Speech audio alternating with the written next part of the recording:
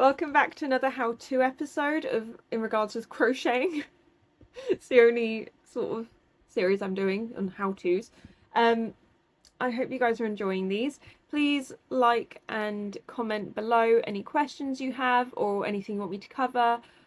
Anything that you sort of just have any comments about, let me know. I'd love to know if you're a crocheter, what methods do you do, and describe it down below for me, because it's a lovely community, the crochet community. We all need to share, we all share our knowledge, and it's so amazing. And I'd love to hear everyone else's sort of like approaches to things.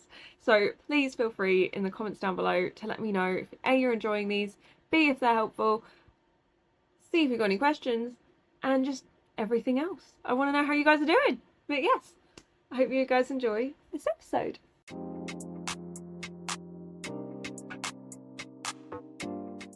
Okay, we're going to get into something a little bit trickier here now.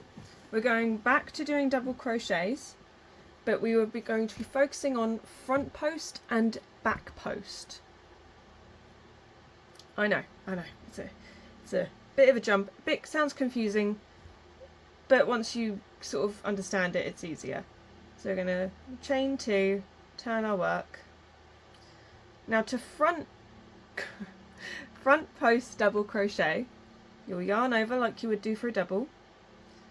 You're going to go behind the stitch, going to yarn over, pull through,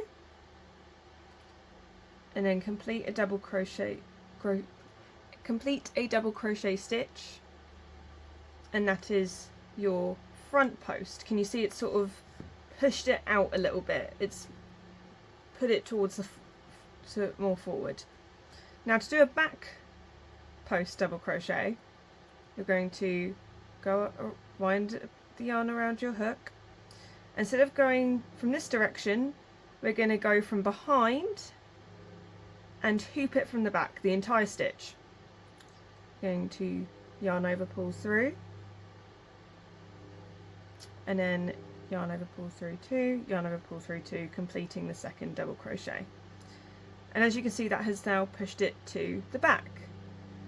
Now you can use this for a variety of things. You could use this to give outlines or to add textures, or as a drawstring, because then, you know, a drawstring sort of strip, so that if you were going to put drawstring on, it just sort of goes in between the front and back posts easier.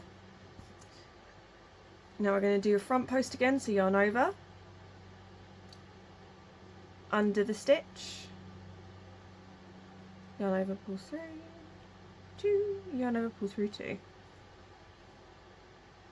and then a back post again. We're going to go behind, go over the stitch, yarn over, pull through, yarn over, pull through 2, yarn over, pull through 2. So I'm going to continue doing this quite slowly so that you guys can get the gist of it with me. So yarn over, under, yarn over, pull over, yarn over, pull through 2, yarn over, pull through 2, yarn over, go from behind,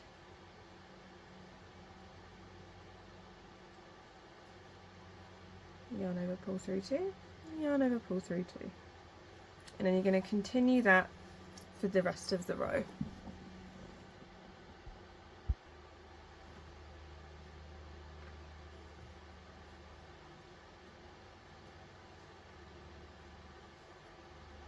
And feel free to sort of, as you're doing it, move the yarn however you need to see where you're going. So for me, front posts I always find easier, and then a back post I will actually turn my work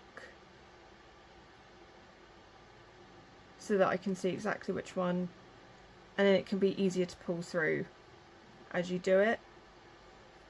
Honestly, it's just finding the way and style of your crochet that you find easiest.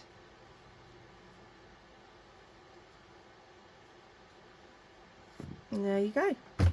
Front post and back post double crochets. Sounds and can feel way more complicated than it actually is. It is just another thing that takes a bit of practice.